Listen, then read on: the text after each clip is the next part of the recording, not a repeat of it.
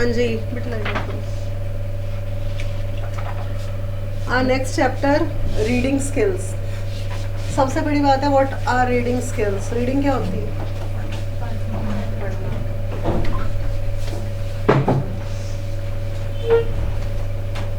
So reading skills क्या होते हैं? हमारे पढ़ने के स्किल्स। पर इसमें मेन चीज़ होती है कि व्हाट इज रीडिंग। सबसे पहली चीज़ होती है रीडिंग होती क्या है? रीडिंग क्या होती है? कुछ भी पढ़ना, बट कुछ भी में क्या क्या आता है? मेनी थिंग्स आती हैं। अब reading can be done by a literate person as well as an educated person. What is a literate person? What is the difference between literate person and educated person? Yes, so हाँ जी, what is the difference between a literate person and an educated person? Education वाले हो गए ਜਿਹੜੇ ਪੜ੍ਹੇ ਲਿਖੇ ਜ਼ਿਆਦਾ ਹੁੰਦੇ ਆ हाँ, ਤੇ ਜਿਹੜੇ ਥੋੜੇ ਘੱਟ ਪੜ੍ਹੇ ਹੁੰਦੇ ਆ ਅਨਪੜ੍ਹ। very not unpढ़. नहीं, Literate unpढ़। people means somebody who can read and write, जो कि सिर्फ लिखना पढ़ना जानते हैं। चिट्ठी पत्र पढ़ना 5th स्टैंडर्ड तक जो पढ़ जाए उसके बाद पढ़ाई छोड़ दें, जो कि सिर्फ चिट्ठी पत्र पढ़ना जानते हो। So those people we call them as literate people. Literate people वो सिर्फ लिखना पढ़ना जानते हैं। बट एजुकेटेड मीन जैसे आप लोग हो, यू कैन रीड एनीथिंग। कोई भी टेक्स्ट मटेरियल आपके सामने आए, you will be able to read it very carefully, फटाफट पढ़ लोगे। क्यों? Because now you are almost graduate. ठीक है, आप इस लेवल पे आ गए हो कि आप पढ़ सकते हो। अब ये नहीं कि एक एक अक्षर जोड़ के पढ़ोगे, को आ की मात्रा फिर अच्छा ये बना, वो होते हैं लिटरेट जो अक्षर जोड़ जोड़ के पढ़े, जो कि सिर्फ लिखना पढ़ना जानते हो। So there is a vast difference between literate people and educated people. Educated person फटाफट रीड कर लेता है, और रीडिंग की भी स्पीड होती है। What is the speed of reading? ये मेरे ख्याल 10th 12th में था, सबको था, आर्ट्स लेवल पे भी था। कैलकुलेशन होती है ना इसकी। हाँ जी बताओ। यस गौतम, 12th क्लास में भी ये चैप्टर इंग्लिश लिटरेचर में था। I know CBSE Punjab board दोनों में। ऐसी थी रीडिंग कैसे की जाती है? कैलकुलेशन क्या होती है? फॉर्मूला क्या होता है रीडिंग का? हाँ क्या? अच्छा, 1 मिनट में कितने सेकंड होते हैं? 60। ठीक है, सो जो 60 सेकंड यानी कि 1 मिनट के हिसाब से आप कितने वर्ड्स पढ़ सकते हो? समझ में आई? तो क्या होता है, 1 मिनट में होते हैं 60 सेकंड्स। ठीक है, तो 60 सेकंड्स जो होते हैं इनटू वर्ड लिमिट, कितने आप वर्ड्स पढ़ सकते हो, यानी कि वर्ड लिमिट या पर वर्ड इनटू 60 सेकंड्स के 60 सेकंड में आप कितने वर्ड पढ़ सकते हो। This is the formula of reading. ये 10th 12th 8th तीनों क्लासेस में है। आई नो पंजाब बोर्ड में भी है, सीबीएसई में भी है, आईसीएसई में भी है। ये बेसिकली सिखाया जाता है, बट बेसिक सा आई बात कि 1 मिनट में कितने सेकंड होते हैं? 60। ये आप 5वीं क्लास से पढ़ रहे हो। और रीडिंग का फॉर्मूला भी पता है कि बच्चों 1 मिनट में आप कितने शब्द पढ़ लेते हो। छोटे छोटे बच्चे भी जवाब दे देते होते हैं। ओके, अब हमने देखना है what is the importance of reading. सबसे पहली चीज होती है कि इम्पोर्टेंस क्या होती है रीडिंग की। हाँ जी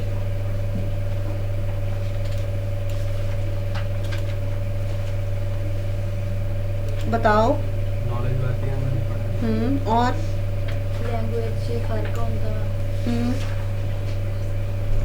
इम्पोर्टेंस ऑफ रीडिंग होती है आपकी नॉलेज बढ़ती है। हाँ, पढ़ने में भी इन्हेंसमेंट होती है। उसके अलावा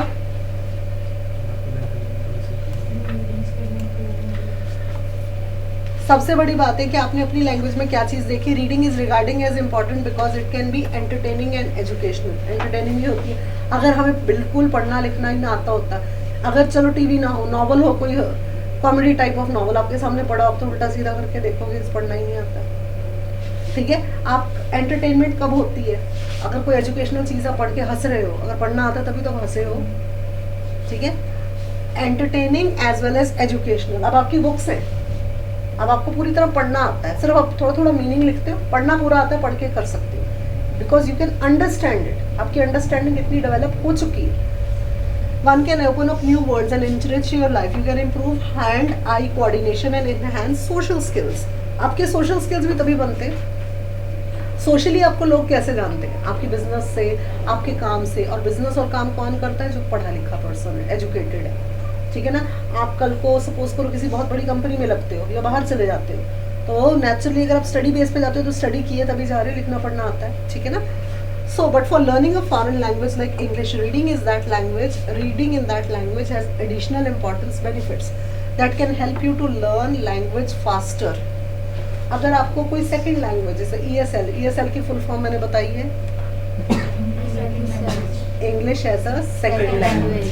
ठीक है. सो अगर आपकी सेकंड लैंग्वेज या कोई थर्ड लैंग्वेज अगर सडनली आपका इंटरेस्ट होता है, गौतम का सडनली इंटरेस्ट बने, मैंने कन्नड़ा, तमिल और तेलुगु भी सीखनी है, फ्रेंच भी सीखनी है, मलयालम भी सीखनी है, 1 साल के अंदर भी आराम से सीख लेगा. क्यों?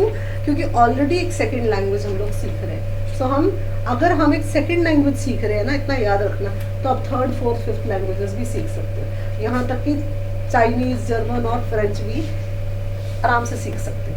क्यों? क्योंकि आप ऑलरेडी एक वो लैंग्वेज सीख रहे हो जो हमारी मदर टंग नहीं है. मदर टंग मोस्टली हमारी क्या है? कई बच्चों की हिंदी है, कई बच्चों की पंजाबी है. हिंदी तो हम सबकी नेशनल लैंग्वेज है, पर mother tongue according to your region, आप जौन से रीजन को, जिस रीजन को बिलोंग करते हो. Suppose you are from Punjab, तो आपकी पंजाबी मदर टंग होगी. अगर आप मध्य प्रदेश या बिहार या वहाँ से हो, तो आपकी हिंदी मदर टंग होगी. आप किसी और जगह से, तो वो mother tongue. But mother tongue के अलावा आपने क्या सीखी है? नेशनल लैंग्वेज सीखी है. ठीक है. और उसके अलावा इंटरनेशनल लैंग्वेज सीख रहे हो. So you can learn any language आराम से. But for learning a foreign language like English, reading that language is additional importance which can help you to learn English faster. Reading is an essential skill for language learner. Reading एक बहुत बड़ा essential skill है, important skill है. किनके लिए? जो एक language को सीख रहे हैं. When your reading skills improve, your listening, speaking and writing skills improve too. ये हमेशा बात याद रखना, बहुत important point है कि अगर आपकी reading skills अगर आपकी जब भी improve होती है, साथ के साथ ही आपकी listening, speaking और writing skills improve होती है. क्योंकि जिसने पढ़ लिया उसने सुन लिया, समझ लिया और उसने लिख भी लिया और उसने बोल भी लिया. इंग्लिश बोलने में हेजिटेशन कब होती है? जब हमें लगता है कि नहीं हम बोलेंगे, सामने वाला हंस पड़े. ये नहीं पता जो सामने वाला है वो भी आप ही के जैसा है. ठीक है. सो इसलिए आपकी स्पीकिंग, राइटिंग कब इम्प्रूव हो सकती है? अगर आपकी रीडिंग बढ़िया है. In contrast, repetition of word pattern in reading helps you to learn and remember vocabulary and grammar structures. ये भी बहुत important point है कि repetition of words. जब आप बार बार वर्ड्स को रिपीट करो, फॉर एग्जाम्पल कोई वर्ड है जो आपको मुश्किल लग रहा है, कई बच्चे करते हैं वो वर्ड को स्किप करते हैं, बहुत गलत आदत है. स्किप मत करो, उसको दोबारा रीड करो. पढ़ना तो आता है ना, पढ़ना तो A to Z आता है, तो फिर क्या दिक्कत है? सोचा जाए तो 1% की दिक्कत भी नहीं है. अगर आपने A से लेकर Z तक भी तो सीखा था ना. नर्सरी में जिस दिन आप फर्स्ट डे गए थे, पहले दिन आ गया था? नहीं, 1.5-2 महीने रो रो के बिताए. कुछ नहीं आता था तब, तो हमें कुछ नहीं पता था. बट A से लेके Z तक सीखा, उसके बाद अक्षर जोड़ के हमने पढ़ने सीखे, सब कुछ किया ना आपने. 5th स्टैंडर्ड तक आपने काफी कुछ पढ़ना सीख लिया. So by this time you should be quite proficient. So repetition of word pattern, अगर आपको आज की डेट में कोई वर्ड पैटर्न कुछ भी डिफिकल्ट लगता है, so you should repeat it, because it will help you to remember vocabulary and grammar structure. Grammar का यहाँ पे इसीलिए लगाया, सिर्फ देखने के लिए नहीं, पढ़ो समझो उसे. ठीक है. सो आपको एक ग्रामर स्ट्रक्चर पता लगेगा. आपको पता लगेगा मैंने कहाँ पे कौन सा टेंस यूज करना है, मैंने पास्ट में बात करनी है, मैंने प्रेजेंट में बात करनी है, या मैंने फ्यूचर में बात करनी है. ठीक है. यही 3 टेंस है, बस इनको अलग अलग श्रेणी में डाला है. प्रेजेंट परफेक्ट, सिंपल, पास्ट, ये वो है ना. तो आपको पता चलता रहेगा कि हाँ मैंने अब की बात करनी है, अब मतलब प्रेजेंट, या जो बीता हुआ कल पास्ट, या आने वाला कल फ्यूचर. सिंपल है. ठीक है. अब रीडिंग आपको किस चीज की फेमिलियरिटी सिखाती है? Reading helps you to become familiar with the rhythm of English. What is the rhythm of English? कि किस तरह से राइमिंग वर्ड्स होते हैं, कैसे हमने प्रोनाउंसिएशन हमारी होगी ऑफ डिफरेंट वर्ड्स. सपोज करो आपके पास वर्ड है वोकैबुलरी, आपने उसको वोकैबुलरी की तरह बोलना है या वोकैबुलरी की तरह बोलना है. सो वो आपको पता चलता रहेगा. एक और वर्ड होता है बहुत कॉमन, पोस्ट ऑफिस. उसको हमने पोस्ट ऑफिस बोलना है या पोस्ट ऑफिस बोलना है. सो रेपिटेशन ऑफ वर्ड्स, कि किस तरह हमने ब्रिटिश एक्सेंट में बोलता है, अमेरिकन एक्सेंट में बोलता है, या सबसे इजी ऑस्ट्रेलियन एक्सेंट में बोलो. वो इंडियन भी चल जाता है, ब्रिटिश भी चल जाता है, इंग्लैंड वाला भी चल जाता है, सब कुछ चल जाता है. ब्रिटिश भी चलता है, अमेरिकन भी चलता है. ऑस्ट्रेलियन एक्सेंट हो, अगर आपने उस पर ज़्यादा प्रैक्टिस की है, तो जिन बच्चों ने बाद में आइल्स करनी है, हर जगह कामयाब, चाहे आपकी स्पीकिंग ब्रिटिशर ले या अमेरिकन ले, सब जगह कामयाब. ठीक है. Now you need to learn to read before you can right.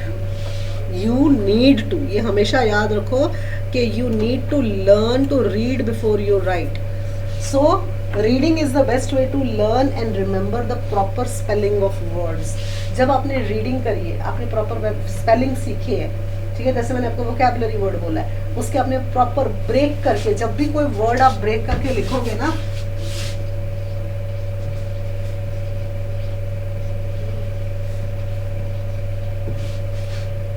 वो कैब्यूलरी, आपको बहुत आसानी रहेगी. क्योंकि जैसे इंग्लिश एक सबसे इजी लैंग्वेज अगर प्लैनेट पे है ना, तो वो इंग्लिश है. इससे इजी लैंग्वेज कोई भी नहीं है. क्यों? क्योंकि इसमें मात्रा नहीं है, जबकि हिंदी में होती है. ठीक है. उसके अलावा इसमें जैसे बोली जाती है वैसे ही लिखी जाती है. जैसे मैं ये वर्ड बोल रही हूँ, वो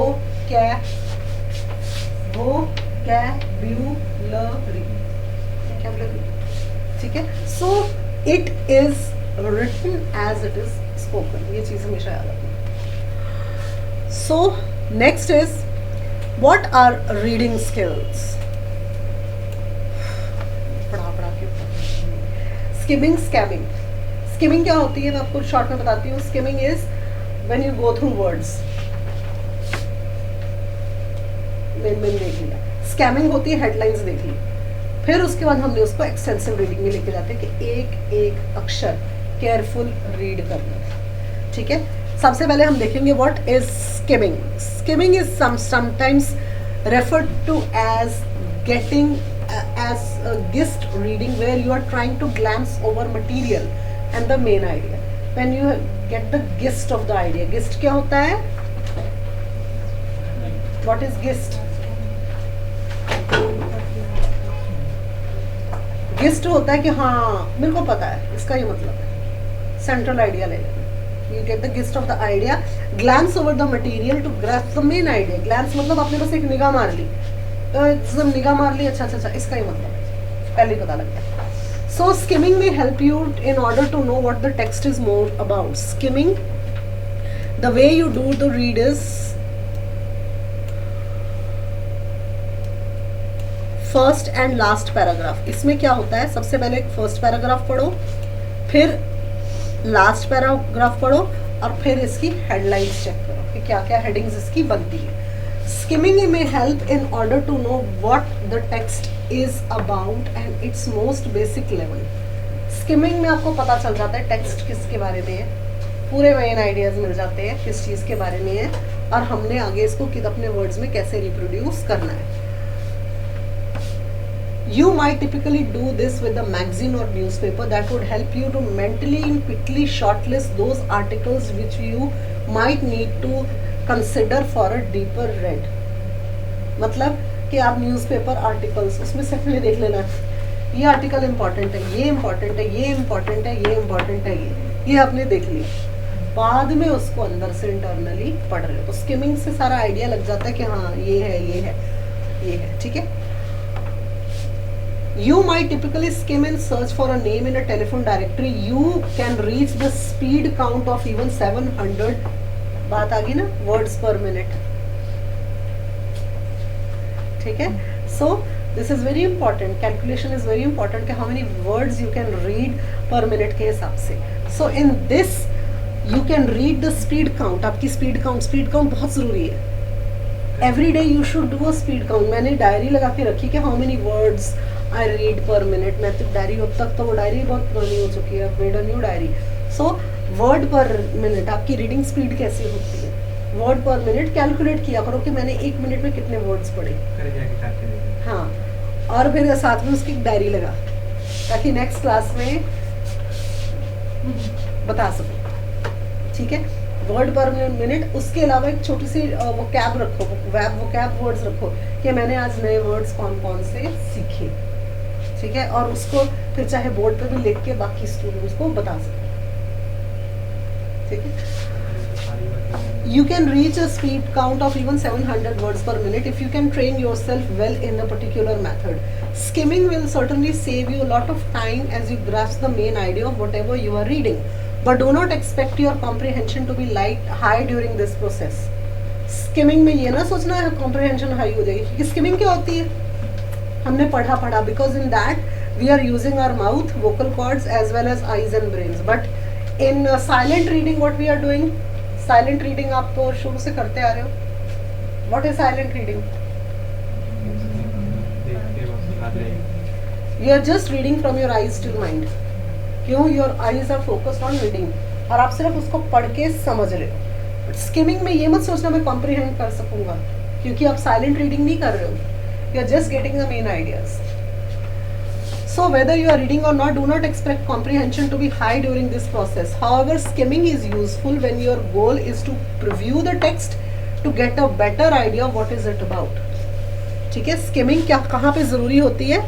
Skimming is useful when your goal is to preview the text. जब आपका गोल क्या है कि मैं टेक्स्ट देख लूँ, एक बार प्रिव्यू कर लूँ.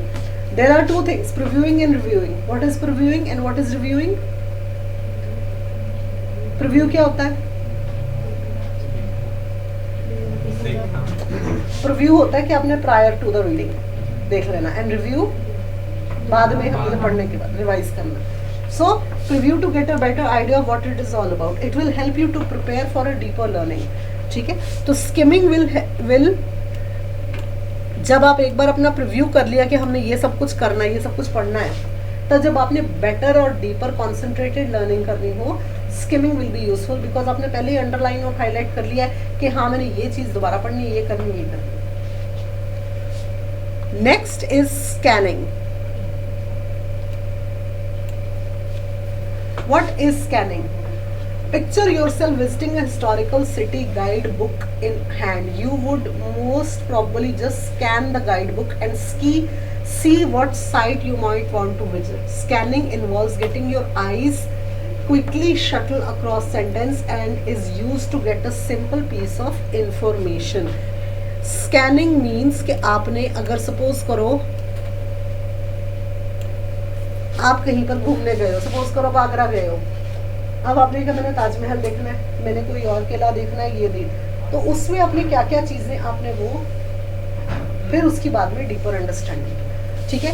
you may be searching for specific words or phrases that will give you more information and answer quickly you may have. Interestingly, research has concluded that reading of a computer screen actually inhibits the pathway of effective scanning, and thus reading of paper is far more conducive to the speed comprehensive of text. Sometimes students sometimes do not get enough information importance than illustration. They should be included in your scanning. Scanning मतलब आपने कोई एक चीज कि मैंने इस paragraph के ऊपर ये करना है, मैंने ये चीज उसके ऊपर पढ़ना है, ये मेरे हेडलाइंस है, फिर उसके बाद मेरा ये हेडलाइंस है, फिर मैंने ये वाले हेडिंग पे पढ़ना है, फिर उसके बाद ये आपने स्कैन कर लिए वर्ड्स। स्कैन मतलब ऐसे स्कैनर क्या होता है पता है ना, ठीक है। ये वर्ड्स हमने स्कैन कर लिए कि मैंने पहले ये पढ़ना है, फिर मैंने ये वाले पैराग्राफ्स पे पढ़ना है, फिर मैंने ये पढ़ना है, ये स्कैन कर लिए, हेडलाइंस बना ली, हेडिंग्स, उसके बाद आपने गौर से उनको पढ़ना है। स्किमिंग होगी कि हमने हाँ पूरे गेस्ट ले लिया कि ये इसका सेंट्रल आइडिया है, स्कैनिंग होगी कि मैंने ये पढ़ना है, ये पढ़ना है और ये पढ़ना है, और उसके बाद हमने उसकी एक इंटेंसिव रीडिंग करते हैं, फिर हम उसको गहराई से पढ़ते हैं, ठीक है। Next is intensive reading. Now what is intensive reading? Intensive reading होती है, your aim is clear in mind whether you have to take this intensive reading के इंटेंसिव अंदरूनी हमने पूरा हमने इंटेंसिवली पढ़ना है। Remember it is going to be far more time consuming than skimming और scanning. You need the list of chronology of events in a long passage. Suppose करो जिन लोगों ने हिस्टोरिकल इवेंट्स मॉन्यूमेंट्स के ऊपर स्टडी करते हैं, मुझे बहुत शौक है हिस्टोरिकल मॉन्यूमेंट्स पे, मैं अपनी बार बार रिसर्चेस करने को बहुत मन होता है, क्योंकि I am M history with philosophy. तो उसमें क्या था, जब मैंने एम की थी पता नहीं कितने साल पहले, ठीक है, सो हिस्टोरिकल इवेंट्स, क्रोनोलॉजिकल ऑर्डर, कौन से राज्य ने कौन से सन में लड़ाई करी, पूरा हमने एक लिस्ट बना ली। फिर उसके बाद deeper understanding, then visiting places, कहाँ कहाँ वो गया, कहाँ कहाँ उसकी धूल मिट्टी तक छानने बैठ जाते हैं, ठीक है, वेले जब लोगों का काम मेरे ऐसा, ठीक है। So it is more time consuming than skimming and scanning. Skimming और स्कैनिंग से ये ज़्यादा टाइम कंज्यूमिंग होता है when you are doing the intensive reading. You need to list the chronology of events in a long passage. You will need to read intensively. This type of reading is indeed beneficial to language learners as it helps them to understand vocabulary. ये बात हमेशा याद रखना कि ये जो type of reading होती है ये लैंग्वेज लर्नर्स के लिए बहुत ज़रूरी होती है। क्यों? क्योंकि इस काम में आपके वोकैब वर्ड्स क्लियर होते हैं। सपोज करो you are conducting a survey, you are conducting a study on an event which has happened in the, आप चलो सन टेम्पल कोणार्क, आजकल उस पर रिसर्च बहुत चली हुई है सन टेम्पल कोणार्क के ऊपर, ठीक है। अब आप उसको आपने शेड्यूल कर लिए कि मैंने उसके एंगल जहाँ से वो सन परपेंडिकुलर शेप में वहाँ होता है कि मैंने उस चीज़ पे स्टडी करनी है, या मैंने कोई 4-5 पत्थर ले लो उन पे बैठ के सब स्टडी करनी है कि ये कौन से ज़माने के हैं। बहुत इंटरेस्टिंग होते हैं ऐसे काम, कभी करके देखो, चलो मेरे साथ करके देखो, पता लगेगा, ठीक है। So then you will revisit those places.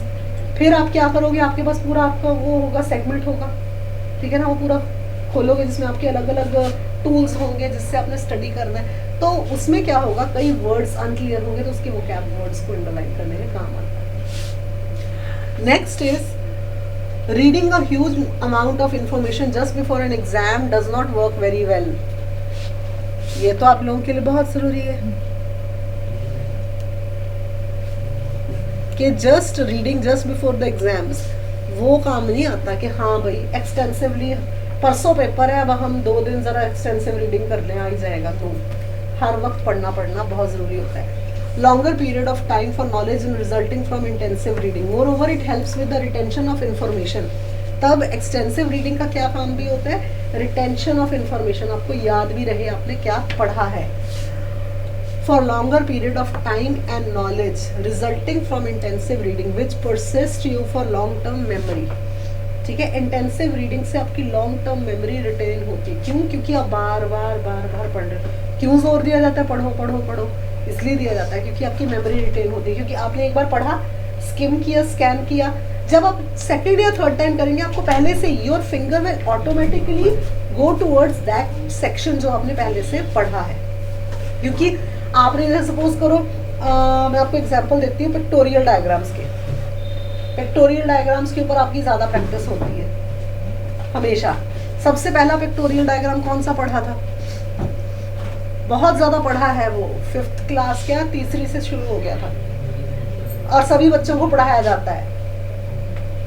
Symbol है वो, स्टॉप लुक गो, ट्रैफिक सिग्नल्स जो होते हैं, सिग्नल जो होते हैं, स्टॉप लुक एंड गो, ठीक है, वो एक पिक्टोरियल सिंबल है। आधी रात को भी अगर गौतम को हिला के बोला जाए ना ग्रीन का क्या मतलब, उसने कहना गो, ठीक है, स्टॉप रुक जाओ। येलो लाइट का क्या मतलब होता है? वेट, नहीं वेट होता है, स्टार्ट कर लो भी होता है, ठीक है ना, ठीक है ना। सो क्यों वो बार बार याद रहता है? बाद में क्यों एग्जाम्पल दिया, आपको याद क्यों रहता है? याद रखिए, चलाने लगते हैं रिकॉर्ड हो रही क्लास, मेरी क्लास चाहिए नहीं, आपको याद क्यों रहता है? क्योंकि आपने उस पिक्चर को बार बार देखा है, पढ़ा है।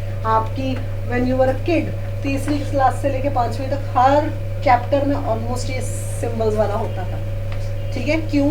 ताकि हमेशा वो चीज़ याद रहे। और जो आपने फर्स्ट टाइम पढ़ा नहीं याद रहता, सेकंड टाइम नहीं, पर थर्ड टाइम आप लोगों की फिंगर अपने आप उसी पेज पे जाती थी। क्यों? Because it retained in your memory.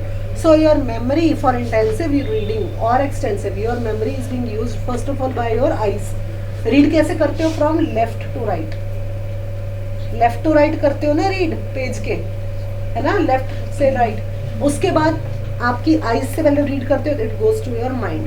पर जब आप उसको बोलकर करते हो then you are even using your vocal cords, आपकी वोकल फेशियल मसल्स यूज हो रहे हैं, वोकल कॉर्ड्स यूज हो रहे हैं, as well as your eyes and brain. So in intensive everything is being used. Students tend to do this as they understand neither type of reading process effectively, especially neglecting intensive reading. They may remember the answer in an exam but will likely to forget everything soon afterwards. क्यों? क्योंकि आपने intensive reading पर इतना गौर नहीं किया होता. आप सिर्फ उतना ही मोस्टली स्टूडेंट्स, नॉट यू, आप लोग तो हर रोज पढ़ने वाले बच्चे हो, बट मोस्टली स्टूडेंट्स क्या करते हैं, एग्जाम से सिर्फ कुछ दिन पहले पढ़ते हैं. कई होते हैं ऐसे भी बच्चे, but you all are good children, आप तो हर रोज पढ़ते हो. ठीक है ना, घर जाते ही बुक्स में डूब जाते हो. ठीक है, दैट इज व्हाई बॉटम का रिजल्ट आएगा, कई बच्चों का रिजल्ट आएगा फर्स्ट डिवीजन, तो मैं तो झट से चेक करूंगी. ठीक है ना, क्योंकि पता है, क्योंकि आप लोग दिन रात पढ़ने वाले बच्चे हो, आपको तो कहा जाता है बस बेटा बस बहुत पढ़ लिया, बहुत पढ़ लिया. ठीक है. Next is extensive reading. So what is extensive reading? Extensive reading involves reading for pleasure, because there is an element of enjoyment in extensive reading. अगर जैसे आप नॉवेल्स पढ़ते हो, कॉमिक्स पढ़ते हो, ठीक है, वो सब होती है एक्सटेंसिव रीडिंग, जिसमें आपको सिर्फ एंजॉयमेंट और प्लेजर मिलता है.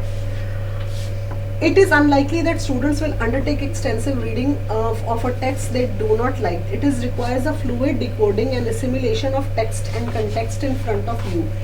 If the text is different and you stop every few minutes to figure out what is being said or to look up for new words in the dictionary, you are breaking your concentration and diverting your thoughts. इसमें क्या चीज़ बताई गई है? इसमें ये बताया गया है कि एक्सटेंसिव रीडिंग क्या होती है, कि आप एक्सटेंसिवली कुछ पढ़ रहे हो, आप अपने reading for pleasure and enjoyment के लिए पढ़ रहे हो, कॉमिक होगी, नॉवल हो गया, वो सब कुछ. अब अगर बार बार आपको वर्ड को छोड़कर उसका मीनिंग ढूंढना पड़े तो आपकी कंसंट्रेशन भी भंग हो सकती. क्यों? क्योंकि वहाँ पे आप अपनी कंसंट्रेशन लगाई हुई है, पर अगर किसी वर्ड का मतलब नहीं पता, फिर आप उसको बीच में छोड़कर उसका मीनिंग ढूंढने जाओ तो आपकी कंसंट्रेशन भंग होती है. मोस्टली स्टूडेंट्स ये चीज़ एक्सटेंसिव रीडिंग में नहीं करते. Now what are the components of reading? सबसे पहले कंपोनेंट क्या आता है? Phonemic awareness. Phonological awareness is an umbrella term that includes 3 development levels. Umbrella term. What is umbrella? Umbrella क्या होता है? छतरी. That protects us from rain. तो जो phonemic awareness है वो एक तरह का umbrella है. ये पक्का आएगा question. What is the umbrella term in phonemic? This is phonological awareness. इसका आंसर है phonological awareness. क्या है? अम्ब्रेला टर्म है जो कि 3 डेवलपमेंट लेवल्स में यूज होती है. सबसे पहले चीज होती है phonemic awareness में वर्ड अवेयरनेस. पहले तो वर्ड ही पता होना चाहिए वर्ड का क्या मतलब है. ठीक है, उसके बाद सिलेबल कैसे बुलाया जाता है, then onset time revise. phonemic awareness क्या होती है? Understand that spoken language of words. ठीक है ना, वर्ड क्या है, A to Z के बीच में A means what, B means what, C means what. तो आपको वर्ड का मतलब पता होना चाहिए. वर्ड का पहले हमें अक्षर ही नहीं पता होगा, ठीक है, तो आप कैसे करोगे? अब आपके सामने कोई ऐसी लैंग्वेज के अक्षर लिखे जाएं जो आपको लैंग्वेज नहीं पता, how you will be able to understand it? You will not be able to understand it. So जिन वर्ड्स का मतलब पता है वो चीज़. Next is syllable awareness. वो क्या होता है? सिलेबलिकली हमने उसे कैसे बोला.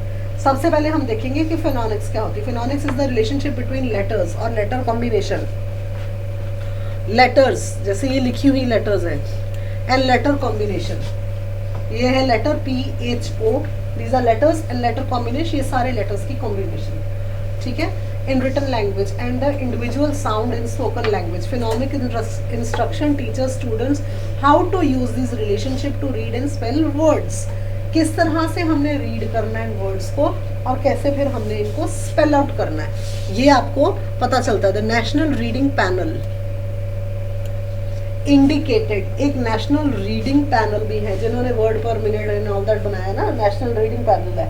उन्होंने इंडिकेट क्या किया? Systematic phonemic instruction enhances student success in learning and reading and is significantly more effective than instruction that teaches little or no phonetics. Phonetic is system of teaching reading that builds on alphabetical principle. बचपन में आपने ये सारे principles किए हैं, alphabets कैसे बनाने हैं, कैसे जोड़ने हैं, कैसे उनकी साउंड निकलती है, वॉवल्स वगैरह किए थे ना, ए ई आई यू यू एन वाई, ठीक है ना। बचपन में क्या सबसे पहले क्या आपने सीखा था, अल्फाबेट कैसे बनते हैं, फिर उनको कैसे जोड़ते हैं। जैसे सपोज करो आपने ये सीखे थे ए बी सी डी, फिर आपको सिखाया गया कि इसका ये मतलब है, इसका ये मतलब है, अगर ये जुड़ता है तो क्या बनता है, अगर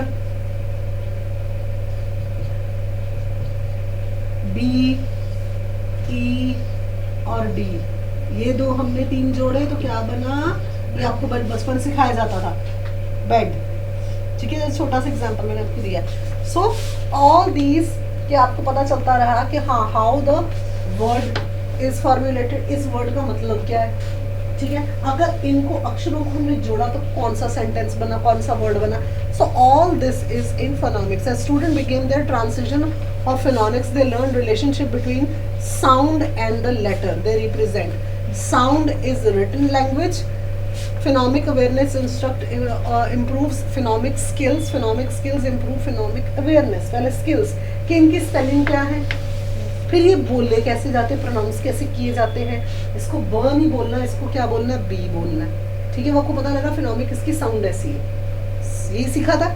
अच्छा अब इसको अ नहीं बोलना, इसको ए बोलना है, ठीक है। साउंड पता लग गई, फैमिलियरिटी वो बचपन में आपने सीखी थी A to Z, ठीक है। तो वहां से क्या पता चला आपको, how these are sound and how the letter, letter क्या है और इसकी साउंड कैसी निकलती है, ठीक है। जब आप ये वर्ड होता है यू डब्ल्यू, ठीक है, कैसे ये लिखा जाता है और कैसे ये बोला जाता है, ठीक है। जैसे वाई, वो नहीं बोलना, इसको वाई बोलना है, वो क्या आगे आए भी लगना है, ठीक है। तो बोलना इसको ऐसे, यही सब सिखाया जाता था, ठीक है, कि वाई इसको ऐसे बोलना है। पर ये क्या है, अक्षर क्या है, ये वाला अक्षर ऐसे सिखाते थे। तो how these letters are and how they are pronounced, इनकी साउंड कैसी, अंडरस्टूड। Next is fluency. ये हमने पहले भी किया था कि what is fluency. National reading panel ने एक और चीज देखी, रिसर्च फाइंडिंग। रिसर्च आप कभी नेट पे सर्च करो नेशनल रीडिंग पैनल, सब्सक्राइब मत करना, सब्सक्रिप्शन महंगी है। आप उसको क्या कहते हैं, नेट पे सर्च करो और उनकी रिसर्चेस देखा करो कि हाँ पैनल ने नई रिसर्च क्या की। हिस्टोरिकल रिसर्चेस देखो, उसमें कहीं ना कहीं नाम आएगा, यू विल बी सरप्राइज्ड, ठीक है। अभी नहीं, घर जाके, ठीक है। तो कहीं ना कहीं रिसर्च पेपर्स, कौन कौन से रिसर्चर्स हैं जो पैनल के साथ जुड़े हैं, उनकी रिसर्चेस कैसी हुई है, क्या क्या बुक्स लिखी गई हैं। बुक में को याद दिला देना, मैं ला के दिखाऊंगी, पढ़ी हुई घर पे बुक लिखी, ठीक है। तो क्या क्या बुक्स लिखी हैं, क्या क्या थ्योरीज हुई हैं, क्या क्या रिसर्च हुई है, रिसर्च पेपर्स कैसे बनते हैं। सो नेशनल रिसर्च पैनल ने क्या कंक्लूड किया है कि oral reading and repeated oral reading has significant and positive impact on word recognition. बहुत इंपॉर्टेंट है वर्ड रिकग्निशन, कि अक्षर को रिकॉग्नाइज करना। सबसे पहली चीज आप लोगों को स्कूल में सिखाई गई थी इस अक्षर की पहचान। तब वो बुक्स होती थी, इस पे एप्पल वगैरह बना होता था, तो आपको पहचान सिखाई जाती थी, ए फॉर एप्पल, ठीक है। तो अनार कब बना होता था, वो अनार होता था, बी फॉर बॉल, हाँ, B for ball, C for cat, D for dog, ऐसे ये सब कुछ था, ठीक है। तो significant and positive effect on picture दिखा के वो आपको वर्ड रिकॉग्नाइज करवाते हैं, ताकि बच्चे को पता हो कि इस वर्ड का क्या मतलब है। Word recognition, reading fluency and comprehension for students of all ages. Fluency is the ability to read like you speak. ये हमेशा ये याद रखो कि हडसन ने ये बात कही है, fluency is the ability to read as you speak. Hudson, Lane and Plonin defined fluency this way: reading fluency is made up of at least 3 key elements: accurate reading of connected text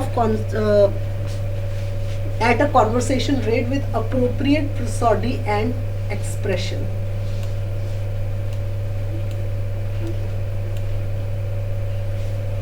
किस तरह से reading की जाती है कि appropriate इसकी reading हो, इसका एक्सप्रेशन कैसा है, वर्ड्स कैसे निकल रहे हैं और उनकी एक्सप्रेशन कैसा है। उसके अलावा read slowly and they don't read with appropriate expression for phrasing. कई लोग हैं जो मिस्टेक्स करते हैं, they don't read in a appropriate expression या स्लोली पढ़ते हैं। कई बार कोई वर्ड का मतलब नहीं पता तो चुप हो जाते हैं। So don't do that, keep on learning, keep on reading, ताकि आपको पता चलता रहे। For many years, educators have recognized that fluency is an important aspect of reading. Reading researchers agreed on this. कई researchers, कई readers हैं, आप इसको पढ़ के देखना, कई readers हैं, researchers हैं, उन्होंने देखा कि fluency, जितना आप रीड करोगे आपकी लैंग्वेज उतनी फ्लुएंट होएगी। अब अगर आपने तमिल और कन्नड़ा, तेलुगु, ये लैंग्वेजेस आपको नहीं मालूम, आपको मतलब भी नहीं समझ में आएगा अगर आपके सामने कोई कन्नड़ा स्पीकर खड़ा हो, वो क्या बोल रहा है। You will need to translate it in Hindi, English या पंजाबी, ठीक है। So fluency, they are fluent in their language, उन्होंने तो फट फट फट फट बोलनी है, आप अपनी मदर टंग में एकदम से फ्लुएंट हो गए। So fluency is with practice, the more you practice the more fluent you will be, as said by me, ये मैं कहती हूँ। आपकी जितनी फ्लुएंसी तभी होगी जितना आप प्रैक्टिस करोगे। Why I always tell you कि convert each and every word in English, आपस में भी इंग्लिश में बोलो, क्यों? ताकि आपकी फ्लुएंसी बढ़े। Next is vocabulary. Vocabulary development is closely connected with comprehension. A larger than reader's vocabulary, either oral or print, is easier to make sense of text. According to National Reading Panel, vocabulary can't be learned incidentally through storybooks, reading or listening to others. Vocabulary should be taught both directly and indirectly. बिल्कुल सही बात कही है कि जो panel ने क्या बोला है कि जो वोकैबुलरी है वो सिर्फ पिक्चर्स वगैरह देख के नहीं बोली जाती है, सीखी जाती है, बल्कि डायरेक्टली और इनडायरेक्टली बोली जाती है। Students should actively engage in instruction that includes learning words before reading and repeating the multiple exposures. Students को बार बार उन वर्ड्स को बोलना पड़ता है। जितने आप वर्ड्स बोलोगे, जितने आप बार बार अपनी वोकैब को स्ट्रॉन्ग करोगे, उसके मीनिंग्स देखोगे, उतनी ज़्यादा आपकी वोकैब स्ट्रॉन्ग होगी। अगर आप वर्ड्स के मीनिंग नहीं देखोगे, आप बार बार उन चीज़ को रिपीट नहीं करोगे, आपकी वोकैब स्ट्रॉन्ग नहीं हो पाएगी। Next is comprehension, most important thing, how you comprehend, किस चीज़ को आप कैसे समझते हो। Comprehension is a complex cognitive process readers use to understand what they have read. Vocabulary development and instruction play a critical role in comprehension. The National Reading Panel determined that young readers develop text comprehension through variety of techniques, including answering questions जैसे quiz होता है, summarizing और referring a story. आप लोग पहले कोई quiz, puzzle, उसको देखो, उसको सॉल्व करो, उसको कॉम्प्रीहेंड करो, स्टोरी पढ़ो, उसको समझो, then only you will be able to comprehend. जैसे मैंने बताया था आपको, नरेटिव स्टोरीज बताई थी ना कि कैसे कोई चीज़ नरेट की जाए। अगर आप उसको सुन रहे हो, समझ रहे हो, then only you will be able to comprehend it and in your own words. उसके अलावा the process of comprehension is both interactive and strategic rather than passive reading. Interactive क्या होती है? सिर्फ मैं ही बोले जा रही हूँ और आप लोग आगे से कुछ बोल नहीं रहे हो, वो interactive will be two way, कि अगर आपसे कोई बात कर रहा है, आप भी सामने से कुछ बोल रहे हो, सो दैट इज इंटरएक्शन।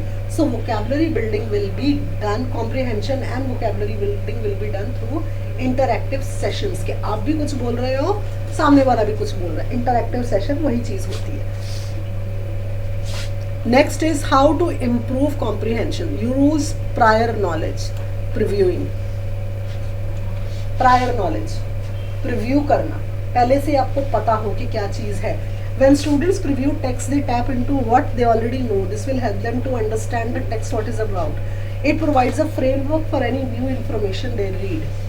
पहले से ही पता हो, जैसे आपने कोई टेक्स्ट है, टेक्स्ट मटेरियल है, उसका इंट्रोडक्शन पार्ट पढ़ो, उसके बाद उसकी थोड़ा बहुत उसकी समरी पे ध्यान दो, फिर उसके कंटेंट्स पढ़ो, व्हाट आर द कंटेंट्स। कभी भी कोई बुक लेते हो, उसकी बिब्लियोग्राफी कभी पढ़ी है? कभी नहीं पढ़ी होगी। Give me the book. In the end bibliography is there.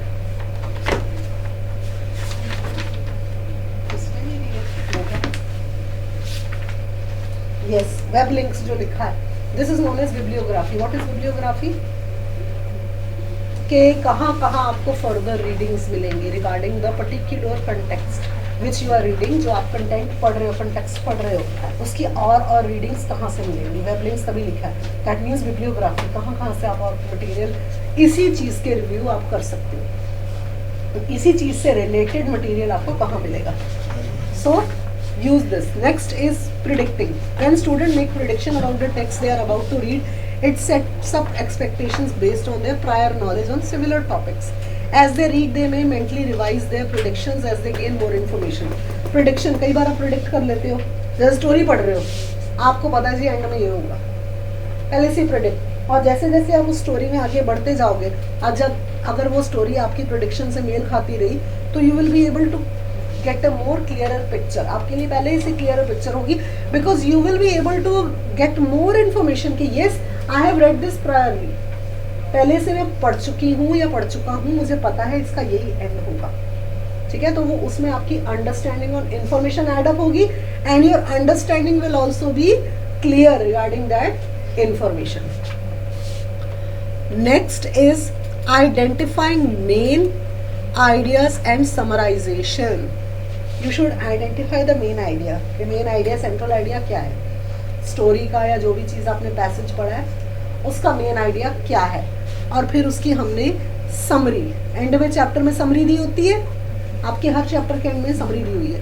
So summarization भी, उससे आपको पूरा का पूरा पता चल जाता है कि क्या इस चीज़ में है. Next is questioning. Asking and answering questions is all about the text. In another strategy, it helps students to focus on the meaning. Questions पूछो, questions अपने आप से पूछो, रीड करते करते, अच्छा इसका ये मतलब है, ओके नहीं समझ में आया, दोबारा से पढ़ो. So ask the questions related to the topic that will clarify your understanding. आपकी ही understanding को clarity मिलती है when you ask questions from the teacher or even from yourself कि इसका ये मतलब बन रहा है कि नहीं बन रहा है. Next is drawing inferences. In order to make inferences about something that is not explicitly stated on the text, students must learn to draw their prior knowledge and recognize clues in the text itself. अगर आप कोई puzzle story कर रहे हो, तो अगर कोई clue है, clue क्या होता है, hint है उसमें, तो आप उसी से अपना अंदाजा लगा लो, अच्छा इसका ये होगा, अच्छा ये बनाओ एक बैग, इसका मतलब आगे चल के सुरंग यहाँ खुलती हो, होता ना कई कई स्टोरीज में. ठीक है, तो अपने आप अपना यूज करो, अपना माइंड यूज करो, इन्फ्लुएंसेस यूज करके अपने आप सिंबलाइज करो, अच्छा इसमें ये होगा, इसका ये मतलब होगा, इसका ये मतलब होगा.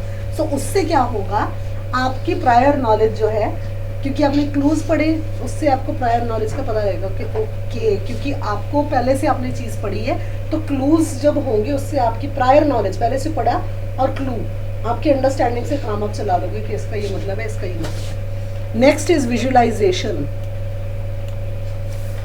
Students have shown that studies have shown that students who visualize while reading have a better recall. मैं हमेशा आपको बोलती हूँ कि विजुलाइज करो, अंदर उसकी पिक्चर बनाओ, कि आप विजुलाइज करो उस चीज़ को, कि आप उसी सिचुएशन में हो, उसको एक पिक्चर एक व्यू बनाओ, तब आपकी मेमोरी ज़्यादा शार्प होगी. Spelling, of course spelling, relationship between letters and sound जो है वो डिज़ाइन करता है, has design to help children to better understand the key knowledge resulting in better reading. Catherine Snow ETL 2005 page 86 summarize the real importance of spelling for reading as follow. Spelling and reading build and rely on the same mental representation of words. ठीक है, इन्होंने क्या बोला है Catherine snow ने,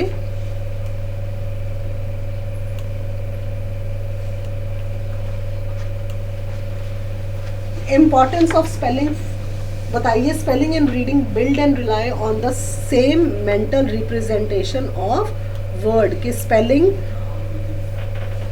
जो है वो उसी मेंटल रिप्रेजेंटेशन को अप्लाई करते हैं जैसे स्टूडेंट बिल्डअप करता है, क्योंकि स्पेल किया, रीड किया, जैसे मैंने ये आपको बताया था कि जैसे जैसे बोला वैसे वैसे स्पेल करती है, उससे मेंटल एबिलिटी पता चलती है कि इस पर्सन की, इस स्टूडेंट की, इस बच्चे की मेंटल एबिलिटी कैसी है. Now what are the different types of text, ये हमने पहले भी किए थे शायद. Narrative text. नरेटिव टेक्स्ट क्या होते हैं? Narrative text amuse, entertain and deal. जैसे हमने पहले किया है ना स्टोरीज, नरेटिव स्टोरीज. ठीक है, अम्यूज करते हैं, एंटरटेन करते हैं, वे deal with actual and experience in different ways. Narrative texts also have powerful stories to entertain readers. जैसे stories बनाई होती है narrative stories ताकि वो readers को entertain कर सके. अब उसमें according to Knapp the generic structure of narrative text is as follow. Knapp जो है उन्होंने क्या बताया है? सबसे पहली चीज होती है orientation. Sets the scene and introduce the participants, time and place. Suppose करो जैसे कि आपने यहाँ पे कोई प्ले रखा है, कुछ छोटा सा प्ले बना लो कि हमने वो रखा है, तो उसमें क्या होगा? पार्टिसिपेंट्स, टाइम एंड प्लेस को इंट्रोड्यूस करोगे पहले. उसके बाद complication, set of chains of event that influence what is happening in the story. Chain of events बनाने की क्या क्या स्टोरी में, अगर कोई मर्डर मिस्ट्री चल रही है जैसे आप देख रहे हो, या आप अपना कोई प्ले क्रिएट करो जिसमें कोई सॉल्विंग पार्ट की, क्लू सॉल्विंग पार्ट की कोई मिस्ट्री चल रही है. ठीक है, तो उसमें chain of events. Chain of event क्या होता है कि हाँ पहले इस टाइम पे ये हुआ था, फिर इतने बजे ये हुआ, फिर ये हुआ, नेक्स्ट डे ये हुआ, उसके नेक्स्ट डे इतने बजे ये हुआ. Resolution in which the characters finally sort out the complication. Resolution क्या हुआ कि जिसमें फाइनली सॉर्ट आउट, जो भी कॉम्प्लिकेशन क्रिएट थी, वो जो मिस्ट्री थी, उसको सॉर्ट आउट किया गया. जैसे कई बार आप क्राइम पेट्रोल में देखते हो जब एंड में सॉर्ट आउट होता है. So that is resolution. Knapp stated that there is some language features in narrative text while sequencing people and events in time and space. Narrating typically use action verbs. Action verbs इसमें बहुत use होते हैं. ये Knapp ने बात कही है. For example went, collecting, saw, coming. ठीक है, it can also employ temporary verbs जैसे जिसमें सीक्वेंस ऑफ इवेंट्स बनते हैं, क्योंकि वो that is also the verbs जिसमें सीक्वेंस ऑफ इवेंट्स बनेंगे कि कैसे कैसे कैसे कैसे वो चीज़ चल रही है. उसके बाद narratives often use action verbs in metaphorically to create effective images. मतलब कि इमेजेस को कंस्ट्रक्ट करते थे. इमेज कैसे कंस्ट्रक्ट होती है? How is the image constructed? अपने माइंड में उसे कंस्ट्रक्ट करना. कोई इमेज को देखी, फिर उसको माइंड में कंस्ट्रक्ट करना कि this is how a image can be constructed. Next is a narrative text tells us a story from a particular point of view that can be presented using words, images and sound. कि narrative text कैसे बनता है? एक अपने point of view से ही बनाया जाता है. सपोज करो आपने एक नरेटिव टेक्स्ट बनाना है या इन्होंने कोई नरेटिव टेक्स्ट बनाना है, तो अपने पॉइंट ऑफ व्यू से एक स्टोरी बनाएंगे, क्रिएट करेंगे. ठीक है, particular point of view and can be presented using words, images and sounds. Words अपने हिसाब से, इमेजेस अपने हिसाब से पुट इन करोगे या साउंड. सपोज ये कोई गोस्ट वाला बनाए तो साउंड उस हिसाब से होएगी, वर्ड्स उस हिसाब से यूज करेंगे, वो इमेजेस भूतिया इमेजेस उसी हिसाब से यूज करेंगे. Next is its purpose is to narrate the events, entertain and engage the reading in imaginative experience. इनका पर्पस क्या होता है? narrate the event. वो जो इवेंट हुआ है उसको पूरा नरेट करना, बताना. and engage the reader in imaginative experience. जो रीडर है, जो पढ़ रहा है, वो खुद डरे. अगर कोई स्टोरी चल रही है डरावनी तो वो डरे, वो उस एक्सपीरियंस में अपने आप को ढाले. ठीक है, जैसे सपोज करो आप इकट्ठे एक साथ बैठ के मूवी देख रहे हो भूतिया, तो नेचुरली डर लगेगा. या कुछ नॉवल पढ़ रहे हो. ठीक है, narrates can also be use to teach, persuade और इन्फॉर्म द रीडर्स. ये किस लिए यूज होती है? ताकि टीच किया जाए.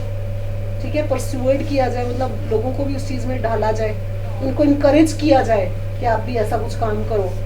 ठीक है, उसमें क्या क्या आ गई? फोक टेल्स आ गई, फेरी टेल्स आ गई. फोक टेल्स मतलब दंत कथाएं, फेरी टेल्स राजा रानी की परियों वाली कथाएं. ट्रेडिशनल टेल्स, ट्रेडिशनल क्या होती है? किसी जगह के ऊपर बनी हुई. ठीक है, जैसे लोकप्रिय कथाएं इस प्रांत को लेकर. ठीक है, एब्रोलॉजिकल ड्रीमिंग स्टोरीज. ड्रीमिंग स्टोरीज मतलब हाँ एक किला था, एक राजा था, परियों का स्वर्ग लोक था, वो सब कुछ. ठीक है, मिथ्स. मिथ्स क्या होती है? मिथ्स बिल्ली रास्ता काट गई, ठीक है, मिथ्स, ठीक है। एंड लेजेंड्स, लेजेंड्स होती कथाएं कि हाँ ये महाराणा प्रताप ने ये वाला युद्ध लड़ा था, राजा अकबर ने ये युद्ध लड़ा था, वो लेजेंड्स है, ठीक है। Ballads, play script, picture story, short story, mystery, science fiction, ये सब पढ़ सकते हो, ठीक है, समझ आ गई। तो आपकी क्लास आज की हुआ। बाद में कौन कौन स्टूडेंट आया था?